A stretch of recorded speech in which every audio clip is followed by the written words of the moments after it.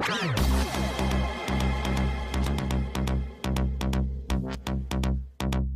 of people are we?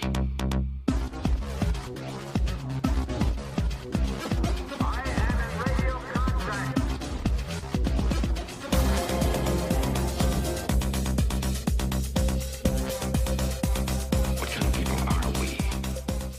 Attention crew, this is your Captain Caliban speaking.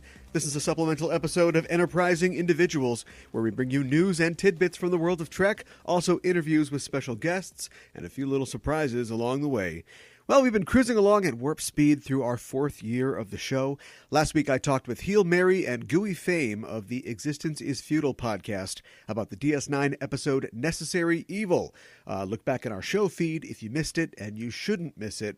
I had a lot of fun talking with those two. But we're going to take a chance to slow it down a bit this week and check in with the latest developments in the world of Trek news. Discovery is getting close to wrapping up its 2nd season. There are new Trek shows in the pipeline, and we're here to help you tell a Lieutenant Hawk from a hand phaser. And to that end, I've called once again on my co-host over at the Just Enough Trope podcast, Mikanhana, to lay it all out for you. Just Enough Trope is dedicated to bringing you all the news that's fit to cast in the world of nerdy entertainment, and Mika is a certified nerd news technician, and we're putting her to work for you. That's coming right up. Stay tuned after the news to hear about what's coming up on next week's show. Extra, hear all about it. And with that, let's get underway. All right, well, thanks for joining me again. Absolutely. To do up a little Star Trek news in the Just Enough Trope style. Mm-hmm. What are you talking about on Just Enough Trope, just before we get started on the news here? What's been going on over there? Sure, yeah. We talked about a couple of new releases. We talked about Jordan Peele's Us. Ooh. Yes. And also the new DC film Shazam.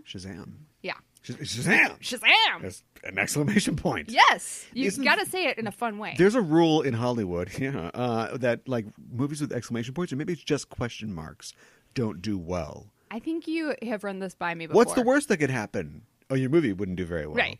And I think specifically the title of Who Framed Roger Rabbit is just That's Who what I Framed was Roger thinking Rabbit, of. no No question question mark, mark. because Amblin knew that movies that ended in a question mark Didn't don't do well. And that did gangbusters. Like movies with Mars in the title. Oh, yeah. Yeah. Those don't do well either. Well, they don't do well if they're called John Carter either. No, they don't. Won't be any more movies entitled John Carter. No. No, there shall not. So that's, do you talk about any comic books at all, since you Yes. like Shazam so much? Shazam! We actually just covered, we talked about Grant Morrison's Batman and Robin. Which is the run coming right off of his Batman R.I.P., in which Dick Grayson is Batman and Damian is Robin. Grant Morrison, I wonder how he feels about Star Trek. Good question. Think he likes it? I don't know if it's dark and gritty enough for him. Although I have to say, you just opened a door. I have to say, Discovery, A dark and gritty door. They seem to like. He probably likes Discovery. Well, I like when they blow each other up. Right? I mean, it's a little darker than like. I think that he assumes a priori in his world that it is dark and gritty, and then he comes in to make it better, or tries to show you that no, like, heroes can be good. Like, think all the way back, and Trek fans, just another 30 minutes of this and then we're going to move on, but think all the way back to like Flex Mentallo.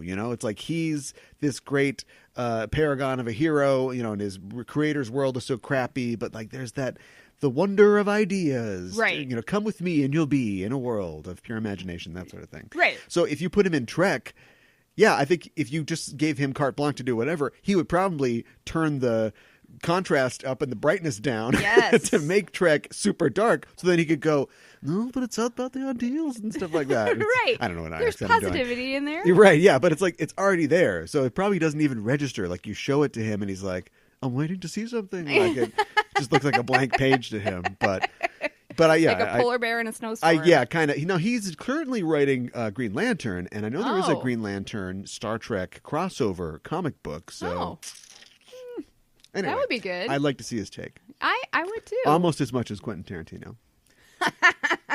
who a priori assumes that everybody's terrible and then doesn't do anything to change that. It just remains terrible all the way through. Right? Whatever he's doing. Yeah. Yeah. All right. Well, great. Thanks for sharing that with us. Yeah, absolutely. Let's dive into the news, the Trek news for the past couple days, maybe week or two. Starting off with sad news that we have to talk about.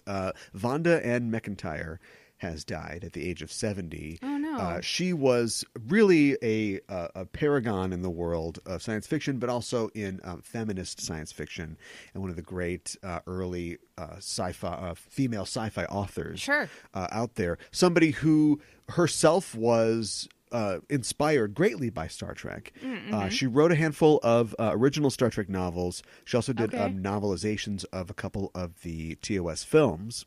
Oh. And famously had said that she started writing a Star Trek script. She was already an author, I think, at the time. But as soon as she saw the first episode of Star Trek, she was like, "Ooh, I got it. Okay, all right, I got an idea. Yeah, I like this. Yeah." Not dark enough. No, that's Grant Morrison. But anyway, yeah. So sad. 70, too young. Way too young. I mean, that's, yeah, you got some years left in you. That's too bad. Did it say what she passed from? Do we know? Pancreatic cancer. Okay, well that sucks. Yeah, and that's one of the worst cancers. It had taken her sister the year before as well. Oh, you're kidding. Yeah. So anyway, I mean, go to the doctor, everybody. But she was actually working on a novel. She had just finished another novel a week or two before she died. Kidding. So she hit that deadline. Oh. She's a pro. Wow. Yeah. To be working like that when you're sick. Gosh. Yeah. That's dedication. Yeah. I don't have that kind of dedication. I don't know if I would no, either. I mean, but then again, I'm not a Hugo and Nebula award-winning author. Neither am I. Yeah. Don't sell yourself short. So anyway, she'll be missed. Yeah. We were talking about Jordan Peele before, yes, and we we don't want to go through the whole thing here, but I wanted to make sure that we mentioned that Jordan Peele's Twilight Zone reboot is now available on CBS All Access. Mm-hmm. And I think technically, you can check on this. It's probably still there. The first episode, The Comedian, starring Kumail Nanjiani, should be available on YouTube still for free. I saw that. Yep. Which is great. Yeah, they did that with the first episode of season 2 of Discovery. Yeah, but then they pulled it after a while. So if you haven't seen it, you don't have CBS All Access, but you want to check out the new Twilight Zone, run to YouTube and check that out. Yeah, it's a good way to get you in, and if you're interested, then go get a CBS All Access account. And we won't give you our review here because we reviewed it on Just Enough Trope. Yes, we did. This last episode? I believe it is the last episode. It's our last episode, episode 302, so you can get our thoughts on it. You want to sum up your thoughts? First episode did not really care for. We are not sponsored by CBS All Access. No, clearly. I think you and I touched on this in our Just Enough Trope episode, but there was a lot of padding. It's very long. It's very that's the other thing. It's 55 minutes long. Yeah. The second episode is around a half an hour. Little over, maybe. Little tighter. And still that felt conceit. Well, yeah, but the second episode, the conceit in it is something that you feel like they could have taken more out of, or they could have done more with. We were much kinder to us than to the Twilight Zone. But if you want to hear our mostly non-histrionic thoughts and review of Twilight Zone, you can find it at justenough.trope.com, our most recent episode. Yes. I'm hoping they'll get better. I am too. They'll have to. I'm crossing my Before fingers. You hate me, AV Club didn't like it either, so don't come for me. Well, I mean, here's the thing, right? If you're going to bring something like the Twilight Zone back, which is incredibly iconic, you better top the John Lithgow segment of the Twilight Zone movie. Yeah, exactly. You better bring it, and don't just redo stories that were in the original series. Well, they wanted to make a connection and do an homage, I get that. It's like Star Trek Discovery. Maybe that would have Pike on. Maybe that would have been a better... I'm trying to get us to the next thing. Yeah, maybe that would have been a better first episode than a second episode. I agree. Let's talk about Star Trek Discovery. Let's. We are coming up upon when we're doing this, I don't know when you're listening to this, but in the middle of the week of around April 9th, 10th, when this comes out, We are coming up on the second to last episode of Star Trek Discovery, Wow. but technically not, because it's a two-parter. Now, they're going to air on separate nights. They will air on successive Thursdays, but it will be a cliffhanger situation, which is fine. Mm-hmm. I mean, I think I had said on an early episode of some show, who knows anymore, that I would be okay with a full-on cliffhanger going into season 3, Mr. Worf fire situation. Oh, wow. But who knows if we'll get that. This is going to be real bad radio, but they did release 9 promo images for Such Sweet Sorrow, the 13th episode of the second season. Yep. Okay. You can find them on StarTrek.com. They've got them marqueed right now. We're going to look at them together. Okay. Terrible radio, but Well, tell me what you think. Okay. Here's a first picture. A lot of blue. First picture is a lot of blue, Yep. and they are clearly looking at something. It's Bryce Reese and Owoshikun, and they're looking at something. Yeah. They It's seem- not They seem very happy. descriptive. Then we see the crew. And they're looking at something. They're still looking at something. And it's still blue. Something's coming. Lens Picture number flare. 3 with lens flare. Yeah. And we see Burnham and Spock. Burnham and Spock. Now, Burnham looks like she's in a sort of tactical uniform. It doesn't look like the normal disco uniform here. She looks No, like you're she's right. It looks like leather or pleather or something. Black Widow or something like that. Yeah. Looking at the sleeves. So maybe she's going on some kind of mission or something with Spock, who is still in civvy clothes. Yeah. His beard doesn't grow like that normally, does it? I think he's doing some grooming to make If you it look can't like get that. the point on the sideburn because it's connected to your beard, the Yeah. point just grows out I guess in so. your face part. And does he grow? Not all men grow beard hair onto their cheekbones. Do you know what I mean? No. They've like cut it like a jack-o'-lantern. They've cut this thing out. This is clearly a choice that he's Oh no, gone they've with. made a choice for sure. I think he wants to differentiate from Dad, maybe. I don't know. But his dad doesn't have any facial hair. Oh, though. you're right. He doesn't have any facial Mirror hair. Sarek has a goatee because that's just a style. Right. That's what you do. Okay. Let's look at the fourth picture. Once again, we've got Reese looking at Bryce here. Or maybe it's the other way around. Right. It's kind of mixed up. The computer screen. Looks like we have an embrace between Tyler and Burnham, and Burnham. she's wearing, again, that different looking costume. It's got the fingerless gloves, or it's got Yeah. the sleeves with the thumb holes. Yeah, but he's wearing a Discovery uniform. Okay, now wider Similar shot. picture number 6. Yep. People will follow along at home, right? Yeah, right. Number 7 out of 9. It looks like we are looking at not 7 of 9, but Right, we're of course looking at Giorgio, Yep. who is in. Wow, that's a cool number. She's in a leather button-up number with like a plastron on the front. Yeah. That looks pretty cool. Yeah, she looks like the most evil drum major. Yeah. And number 8 is rather revealing. It looks like it's the alien from Oh, from the Runaway. short track Runaway. Yes, from the short trek Runaway. Okay, that is that gives us a clue that maybe we're gonna revisit her. I had no idea we were gonna be seeing her ever again. Well, then clearly you don't listen to Discoverage, our Star Trek Discovery Oh, but I- live recap show at 9 p.m. Central after every episode of Star Trek Discovery on CBS All Access. I listened to all of them. We have theorized for a long time, even That she's before it gonna come became back. the thing of the day, du jour, that they're all connected somehow. And so she is back. mm-hmm. I don't know where Fred Astaire fits in, but we'll Or all Harry find out Mudd. at the end. Yeah. Or his androids, maybe. Yeah. Oh, which one of these people is an android? Ooh, Too good late. question. And the last one is, it looks like she's Eating ice cream? eating some ice cream. Yep. Isn't that what Tilly introduced her to? Now, was her face always that distinctive? I honestly can't remember, to be perfectly honest. I might have to rewatch that short track. It looks veiny. Mm-hmm.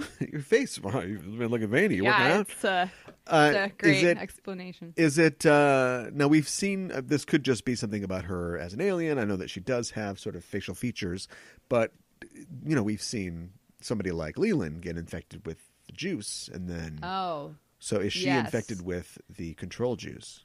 Ooh, that's a good question. I don't know.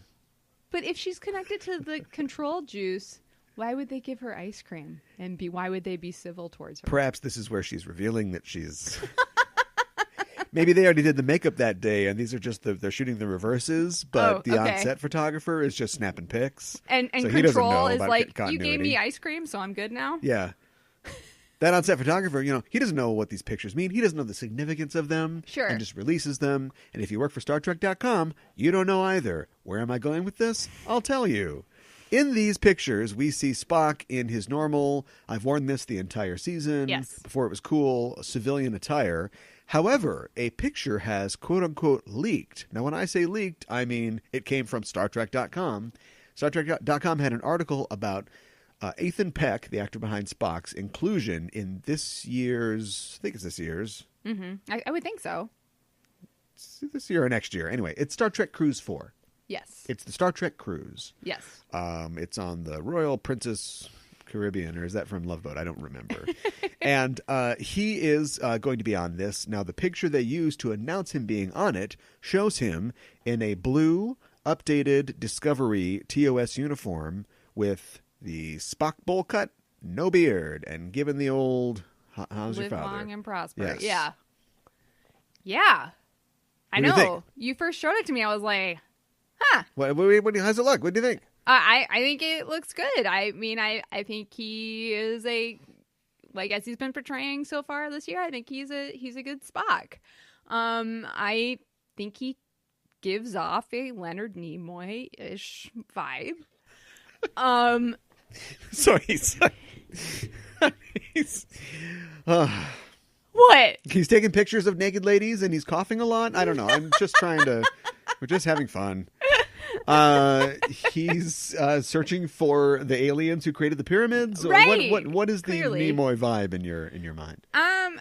He's got a turtleneck and a corduroy blazer on, and he's hitting on grad students. Right. That's a deep cut. In the to invasion of 1978's the body snatchers. Yeah. I don't know. I just think that he, kind of gives off this, I'm so serious, and yet I'm, That's the first. That was the audition. Yeah. Ethan Peck comes in. He's like, "Oh, wow, I'm auditioning for Star Trek. It's Yes. going to be great. Yeah. Come on, I'm ready to do this." Right. And they're like, less. He's like, what? Pull it back. Fire the phasers. Less. Fire the phasers. This is the guy. So we are fairly sure this is real. Now, I am somebody who always takes things with a grain of salt, especially as a journalist. I'm always researching things, and I was not ready to believe this for a long time, but I'm ready to believe it now. Okay. And it recently happened. It only came out a day or two ago. In fact, if you search for Spock, Caribbean Cruise, or whatever, Ethan Peck, it will point you to the StarTrek.com announcement page, which, clicking through, 404. Yeah. It took the page down. So the page is still cached in Google's cached, whatever. I don't know that much. In Google search results, but you can't wayback it, and you can't click the cache link on it. So it's been scrubbed. It doesn't exist. It's not there. So somebody pulled this down for a reason. Mm-hmm. And the general consensus or theory is that CBS did that because somebody at some point made a mistake. They clearly provided Caribbean Cruise Lines or StarTrek.com with the promotional material. It was the wrong stuff, or they weren't to release it before a certain time, say the midpoint of the two-parter where you hear a Gillette razor going and then and the door opens up and it's like, fire the phasers. So that's what I'm thinking. I think you're right. There's a really cheesy, there's the Caribbean Queen or whatever. The ship is in the background, and it has a cheesy set of nacelles, Federation nacelles glued to it, which I was like, all right, that's the giveaway. But if you look at other promotional images, like the one of Catherine Janeway, also named Kate Mulgrew, who is going to be the sort of captain of the cruise. Sure. Her picture has those weirdo nacelles on the ship, too. Yeah. So they either just found a background and did some really good Photoshop or not. Here's my last reason why I think that this is real. Okay. And it goes back to an urban legend that I heard that I don't know is true or not. But know the Secret Service? Uh-huh. The Secret Service work for the Department of the Treasury. You know what else the Department of the Treasury does? What? Looking for that fake money, looking for the counterfeit money, right? Right. And I always heard that when you are trained to search for counterfeit money, they don't give you counterfeit money. They only give you real money. You come in first day. Sure. Listen up, you pukes. You're going to learn to spot fake bills out in the wild. Right. Here you go. It's like, is this?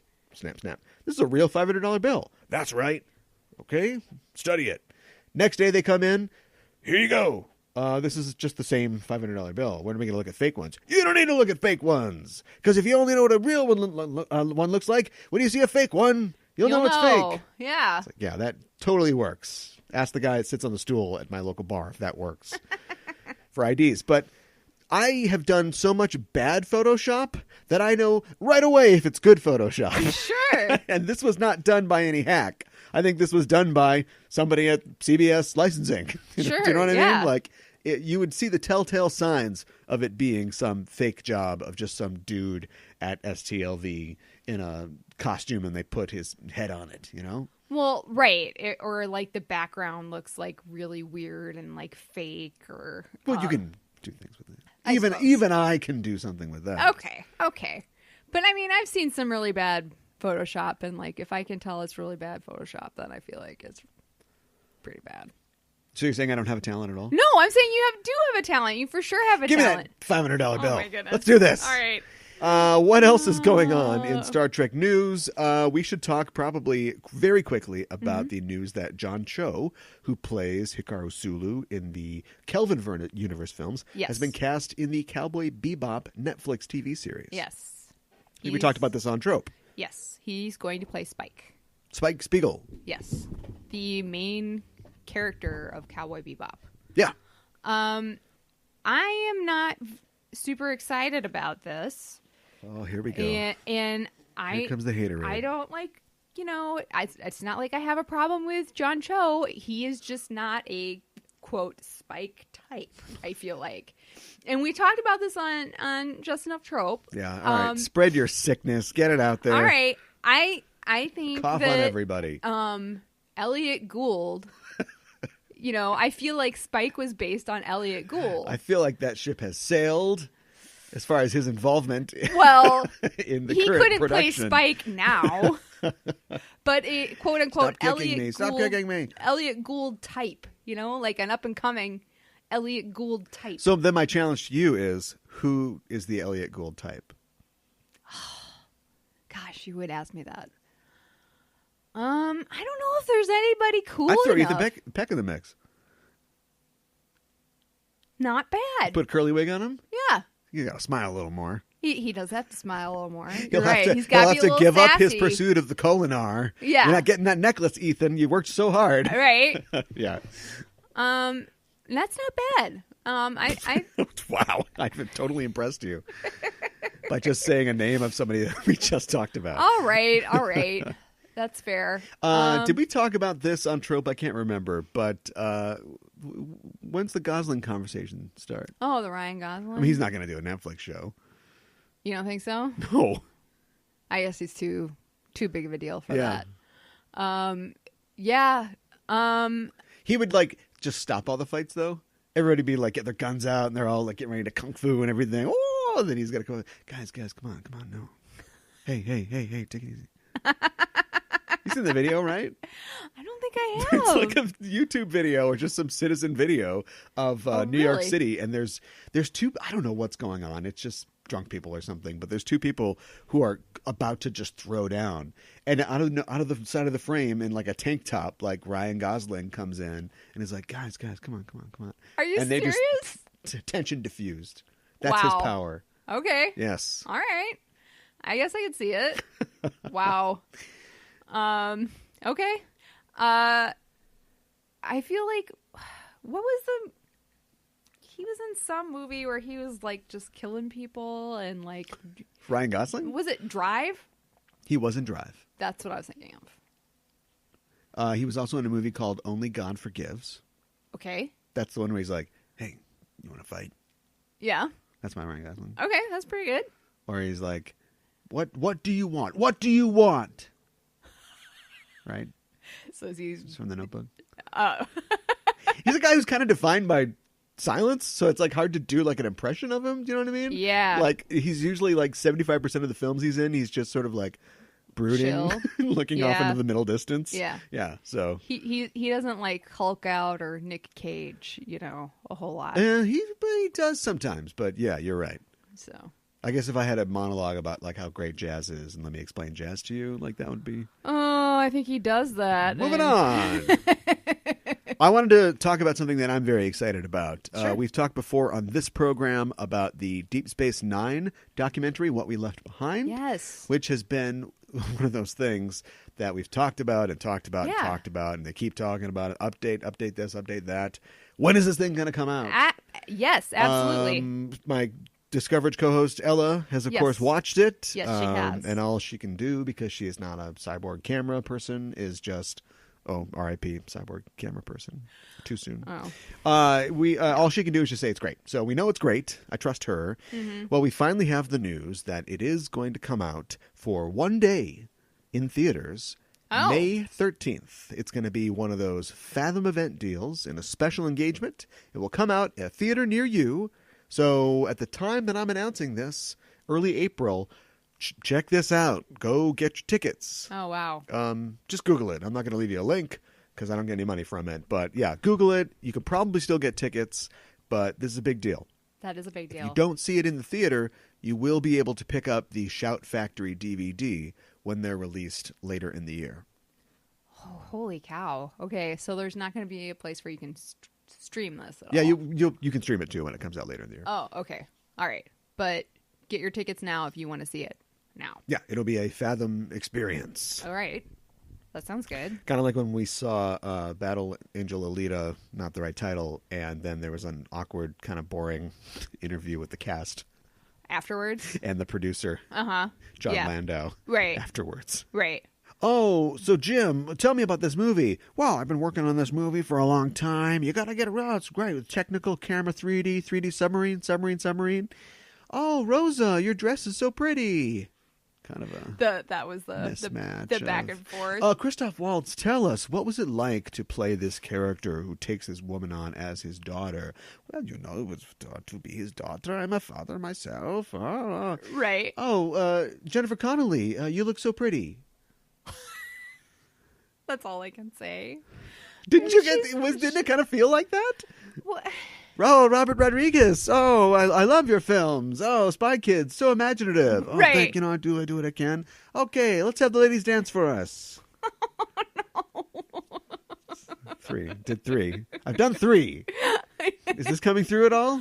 If you didn't feel that way, then maybe I'm just imagining. I mean, people don't really give enough respect to women. I mean, you're an actress. You're working hard.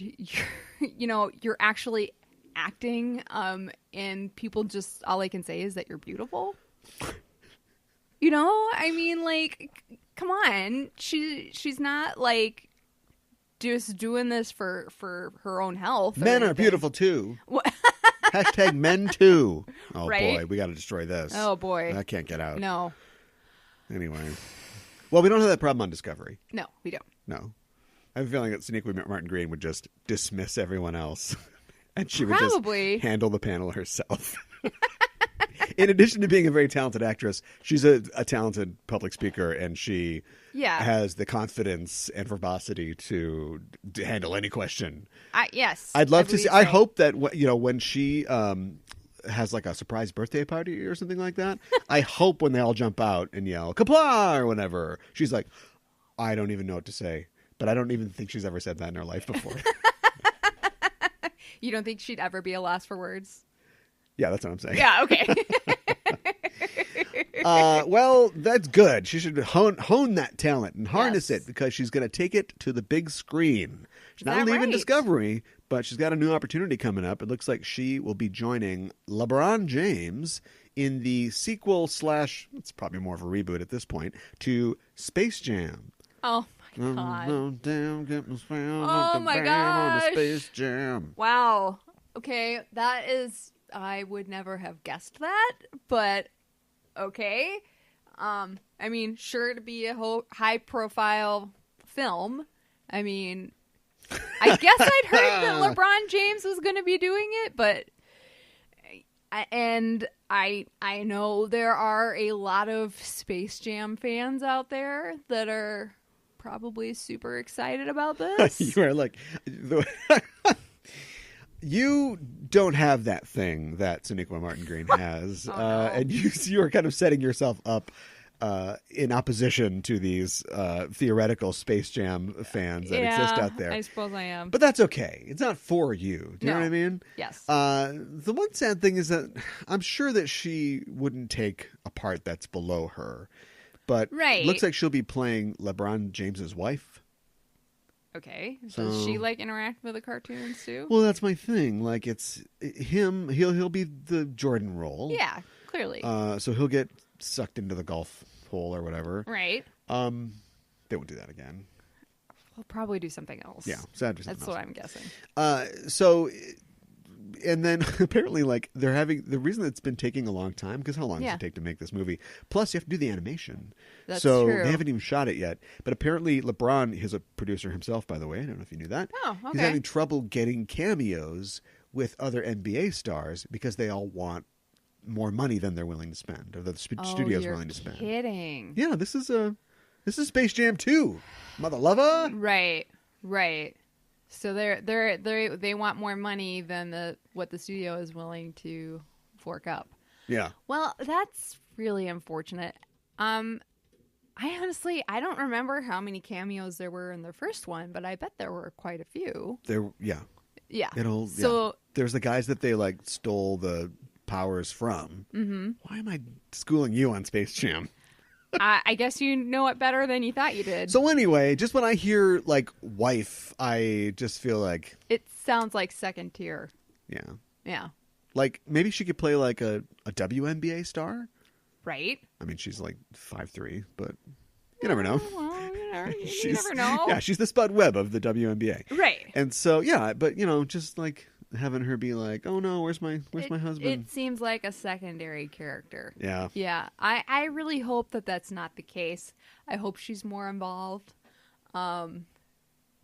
Because I would hate to see her like you said, like kind of like take a back seat almost for like, is this her, I don't even know, is this her film debut, or has she's probably been in other films before. She's not 8. I know. I'm sure she's been in other films before. Okay. I don't know her, This is probably one of the highest film. but I know she can cry if she's sad that LeBron Lord. is gone. Yes, we know that. All right, we to be love true. we love you. Yeah. Sonequa, come on. I want to talk real fast. I talked about this on Trope, but I have to mention it here because it belongs here. I got a chance to play the VR game Star Trek Dark Remnant, which is now available at Buster's and Dave's. Yeah, that's how I call them, Buster's and Dave's.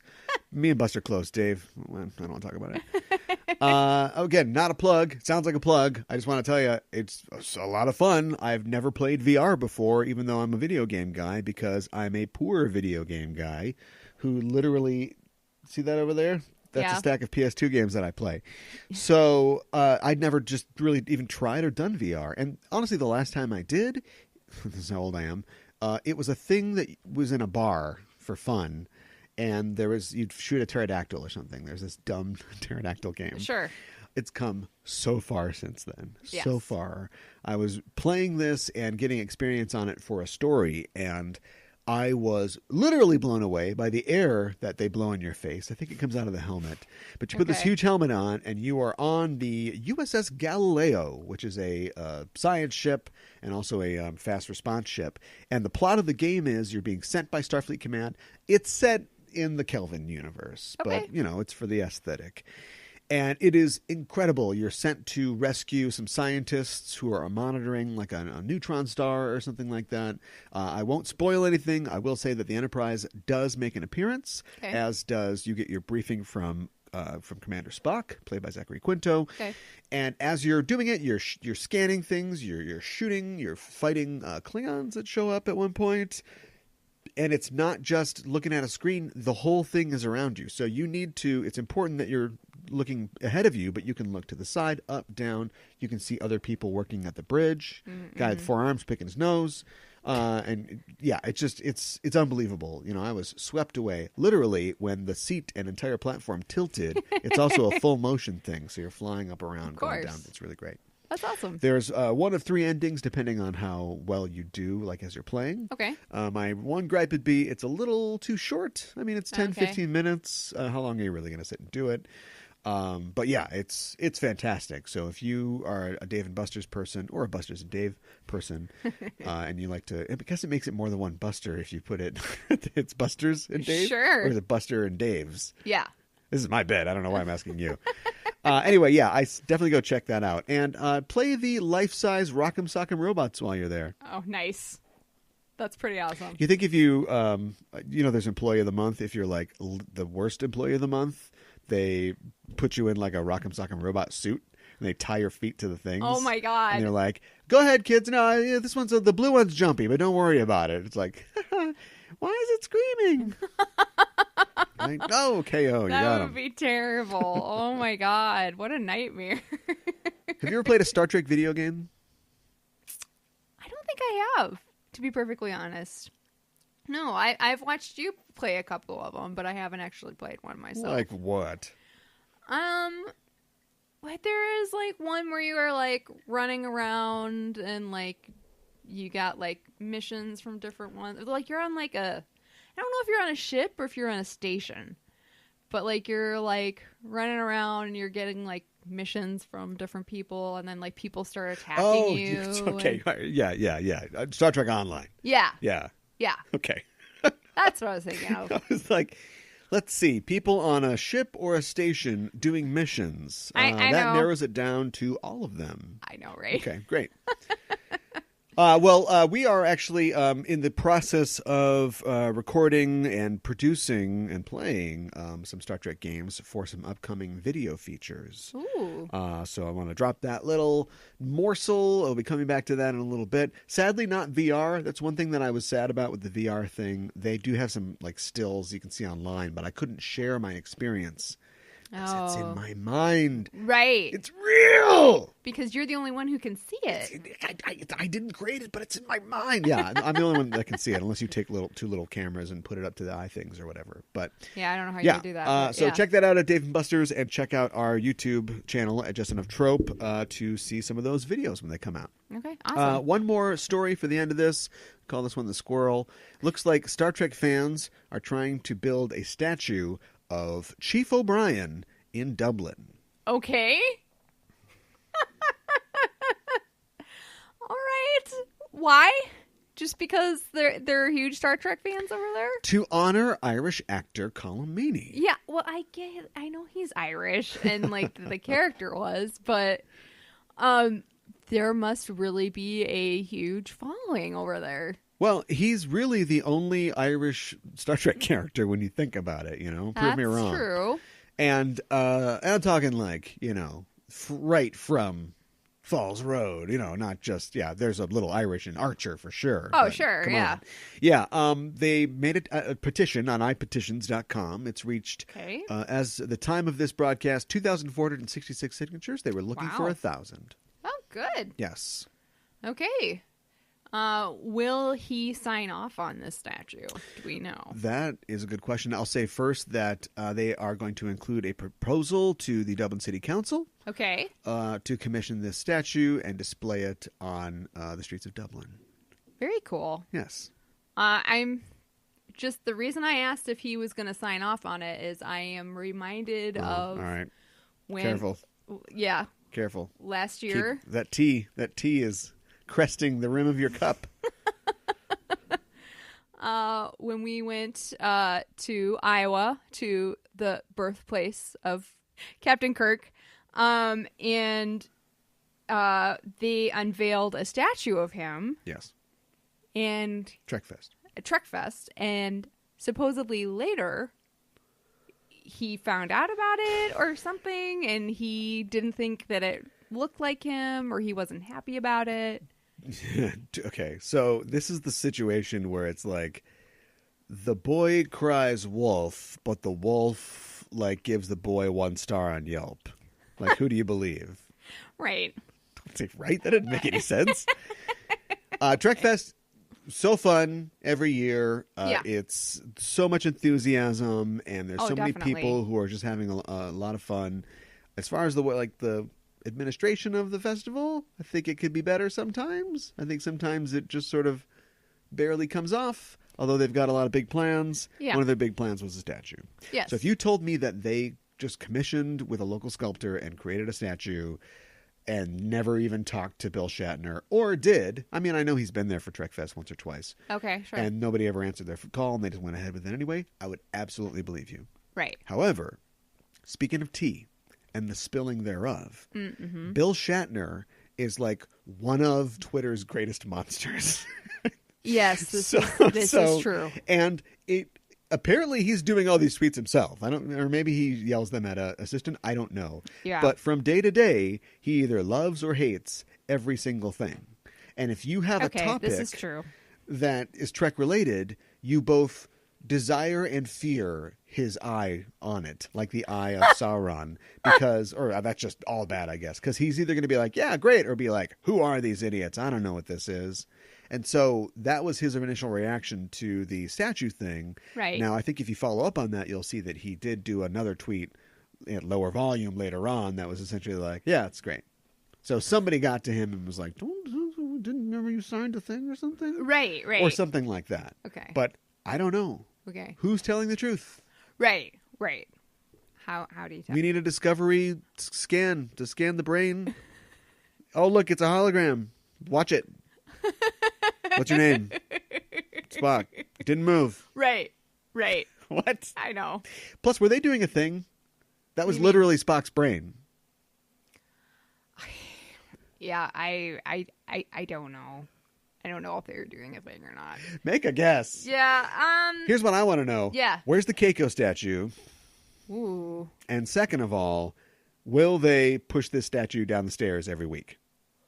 Oh my gosh. Because O'Brien must suffer. Will they then later put the statue in a cage for 20 years until it grows a beard and kills its friend statue Oh my god, no. for a little bit of bread that it was saving for Yeah, him? right. Yeah, he was like tortured or Then will they? self-tortured. Will the Cardassians put it on trial Yeah. for espionage?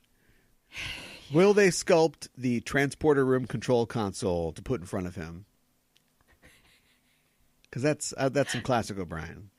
I actually kind of like that Yeah, that's what I idea. I think, yeah, either that or him playing darts with Bashir. You know? How do you show in sculpture form a communicator ringing that he's not answering and it's his wife wondering where he is? Yeah. Because dinner's ready. Yeah, I don't think you can do that. Okay, But that would be good also. Hashtag justice for Keiko. That's it for the Trek news this week. People should check out Just Enough Trope where? Just Enough Trope on Facebook and Just Enough Trope on Twitter. And justenough.trope.com. What's coming up on Just Enough Trope? Well, this week we are going to be talking about All-Star Superman by Grant Morrison. Is it his birthday? We are talking about Morrison's it birthday. is Superman's birthday too many coming up. balloons. But take all the balloons away. You would think it was Grant Morrison's birthday since we've been talking about his work so much, but it is Superman's Life's birthday. short Yeah. and horrible until he makes it better. Yeah, it was Superman's birthday in April. Batman got the fanfare this year because it's his Yes. 80th birthday. It Yes. was Superman's 80th birthday last year. Okay. Yeah, so a little late, but belated, as yes, they say. exactly. Okay, well, check that out, and thanks again for joining me. Oh, thanks again for having me. Thanks to Mika for dropping in to help out with the news. If you want to hear more nerd news every week, stay ahead of the curve and get reviews and analysis of your favorite films, shows, comics, and more, you can every Monday on the Just Enough Trope podcast, available on your podcatcher of choice, on Facebook and Twitter at Just Enough Trope and at justenough.trope.com. Also, please consider sampling some of Vonda McIntyre's fine writings. I would recommend her excellent original series novel, The Entropy Effect. I'll leave a link for it in the show notes. That link will take you to Amazon.com, where you can purchase Vonda's Star Trek and other sci-fi novels. When you get to Amazon by clicking through our links or through our Amazon banner at enterprisingindividuals.com, a percentage of your transaction comes back to us at no extra cost to you and helps keep the Warp Core lit here. And this counts for anything. It's not just Star Trek stuff. In fact, you can bookmark our banner, and when you click through to Amazon that way, whatever you buy, the same deal applies. It's a great way to help support the show. Anytime you shop on Amazon.com, click through our Amazon banner or through your bookmark or saved link and shop away. And maybe you're saying, I don't have time for any new books, not right now. I've got to reread All-Star Superman by Monday so I can listen to you and Mika talk about it on Just Enough Trope, to which I would say, now you're talking, see you then. But I would also say, if you like what you hear on Enterprising Individuals and you want to help support the show, why not head to our Patreon page at patreon.com/EISTpod. It's there that you can sign up to be a crew member for the show for a small monthly amount, and you can get access to exclusive subscriber content. You can get access to our live shows, you get DS9 and Voyager rewatch recaps, extended interviews from show guests containing off-topic discussions and outtakes, and more. Just head to patreon.com/EISTpod. Anyone can join our crew, Grant Morrison fan or no, all are welcome at patreon.com/EISTpod. And as always, the best way to support the show is to tell a friend. Anything you contribute to the show will be appreciated and will help keep us flying. Thanks. And that's it for this supplemental episode of Enterprising Individuals. Don't forget to follow us on social media at Facebook and Twitter. Look for Enterprising Individuals, shortened to EISTPOD. If you're an Apple Podcast listener and you haven't yet, why not look us up on Apple Podcasts? Make sure you're subscribed to the show. Also, write us a little review if the spirit moves you, and give us a rating at the very least. We would appreciate it. If you're not an Apple Podcast user, you can still subscribe to the show on Google Play, Stitcher, wherever you get our show from. And if you leave positive comments and ratings and reviews on those platforms as well, we would be eternally grateful. Next week on Enterprising Individuals. Like Optimus Prime, the Federation believes that freedom is the right of all sentient beings. But some of our favorite Star Trek characters find themselves continually butting up against the Federation's definition of a sentient being. One can only hope that Optimus himself would be spared his own personal measure of a Mac. When Voyager finds a civilization that has never heard music, the Doctor and his sonorous tenor voice quickly become worldwide phenoms, forcing him to make a choice between celebrity and duty. Writer, comedian, and podcaster Asterios Kokkinos joins me next week to talk about an episode of Star Trek Voyager that goes behind the music and behind our favorite holographic Doctor. It's Virtuoso, next time on Enterprising Individuals. And until then, I'm your Captain Caliban, signing off and saying live long and prosper.